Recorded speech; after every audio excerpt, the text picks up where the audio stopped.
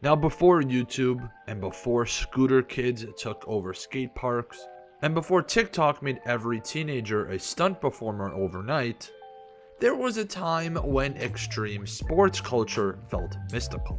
A time when skateboarding wasn't mainstream, surfing wasn't commercialized, and the X Games were the coolest thing on earth. And right in the middle of this movement stood a cartoon unlike anything Nickelodeon had ever attempted. A show that captured the feeling of summer, freedom, and friendship, and pushing yourself just a little too far. That is right, this is the story of Rocket Power. A Nickelodeon experiment so ambitious, so culturally specific, and so unexpectedly influential that its legacy is still felt today. From its creation to its explosive popularity to its sudden disappearance from the spotlight, we are about to dive into everything that made Rocket Power so amazing. So make sure, guys, before we dive on into it, hit that like button down below, subscribe if you have not, and check out the playlist of all the other blasts from the past episodes to see all your favorite shows. If there's a show you want me to check out, let me know in the comments down below. With that all being said, let's get on into it.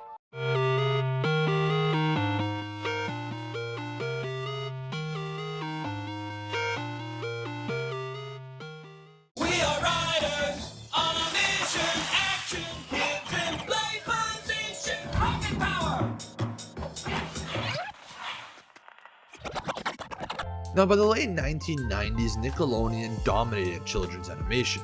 They had Rugrats, Hey Arnold, Angry Beavers, Cat Dog, SpongeBob, and those were just some of the big shows hitting the airwaves. It was a golden generation. But Nickelodeon wanted to push it more to different audiences. They wanted a show that felt modern, adventurous, and in tone with the rising youth culture of that time. And that culture was extreme sports. Now, between 1995 and 2000, the X Games skyrocketed in popularity. Tony Hawk became a global icon. Skateboarding moved from rebellious hobby to cool mainstream sport. Surfing brands like Quicksilver, Billabong, and Volcom dominated malls. Video games like Tony Hawk's Pro Skater become worldwide hits. And Nickelodeon saw the trend and decided to build an entire universe around it. But they needed creators who understood childhood energy, and that meant bringing back two familiar names. Now, Rocket Power was created by Arlene Classy and Gabor Supo, the married animation duo behind Rugrats, The Wild Thornberrys, and Real Monsters. Their studio, Kladsky Skupo, was known for its sharp-edged style, raw energy, and slightly chaotic animation. Perfect for fast-paced sports worlds. But Rocket Power would become one of their most technically demanding productions ever. Why? Because every episode required unique sports animations, trick motions, realistic surf and skate physics, outdoor environments, moving cameras, and action choreography. To make this work, Nickelodeon approved the creation of Action Sports Council, a team of real athletes and consultants who advise on how boards would flip, how waves would break, and how incline skating works, and more. Rocket Power wasn't just a cartoon. It was a hybrid of sports science, animation, and youth culture. Now, the fictional setting of Ocean Shores, California was inspired heavily by Santa Monica, Venice Beach, Manhattan Beach, and San Diego's Mission Beach. It was designed to be a kid's fantasy version of the coastal life. Friendly, colorful, bustling with activity. The creators wanted a setting where kids could roam freely, challenge themselves, and spend every walking hour outside. In many ways, Ocean Shores represented a childhood ideal that's almost disappeared today. The endless summer lifestyle. There's Twister Rodriguez, inspired by real action sports videographers. He documented everything. Before YouTubers, before vloggers, Twister was the original action sports content creator. There's Sam the Squid. Sam represented the audience, the new kid, the non-athlete who learns, grows, and finds confidence. His character balanced the series by showing that heart and intelligence matter just as much as talent. There's Raimundo Rocket, a single father running a business while raising two active kids. Raimundo was a uniquely positive portrayal of fatherhood. Then there's Tito Makani. Loosely based off and inspired by Hawaiian storytelling traditions, Tito represented culture, wisdom, and emotional grounding. Together, they form such a complex cast for a kids show. Now, the show wasn't just about kids doing tricks. There is also a thing about ego and competition. Now, the kids sometimes had to confront their own arrogance. A stark contrast to most 90s cartoon, where main characters rarely face genuine flaws. A lot of episodes take the fear of big waves, new ramps, failing in front of friends, losing status features, and feeling insecure. The group had a great sense of friendship and loyalty. There was amazing culture and identity as well in the show.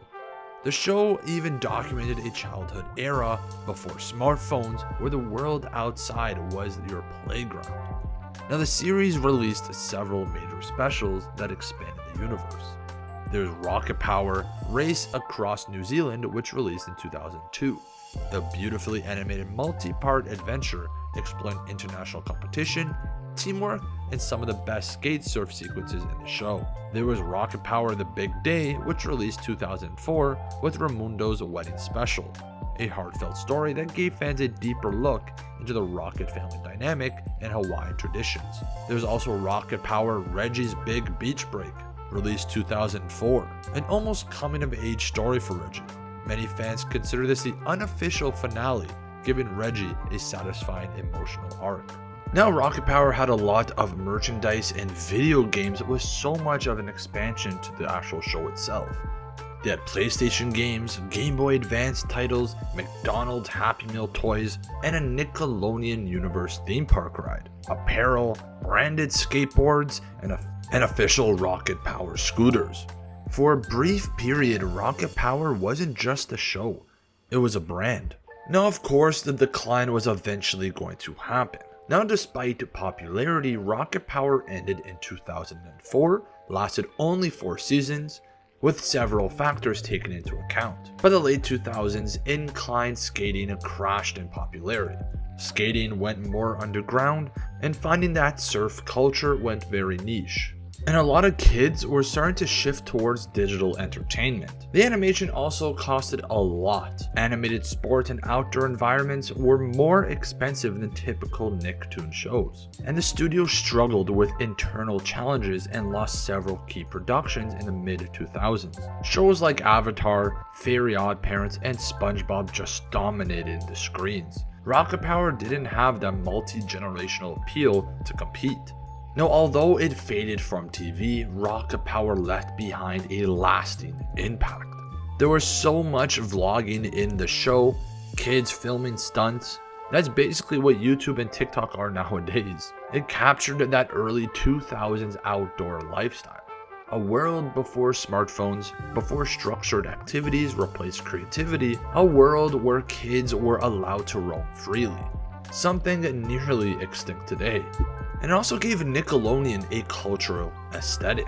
Bright colors, flip tricks, beach vibes still used in nostalgic merch. It remains one of the most accurate sports cartoons ever made. To this day, animators praise Rocket Power for its commitment to realistic motion. Now, Rocket Power was more than just a Nicktoon. It was a snapshot of a generation, a time when kids lived outdoors, pushed limits, and dreamed big. It was a cultural moment that faded almost as quickly as it arrived, but left behind memories that still resonate with fans worldwide. And for many of us, Rocket Power wasn't just a show. It was the feeling of summer, friendship, and the unstoppable belief that anything was possible. But guys, that is the story behind Rocket Power. Have you ever watched it? Or after watching this video, are you going to give it a try?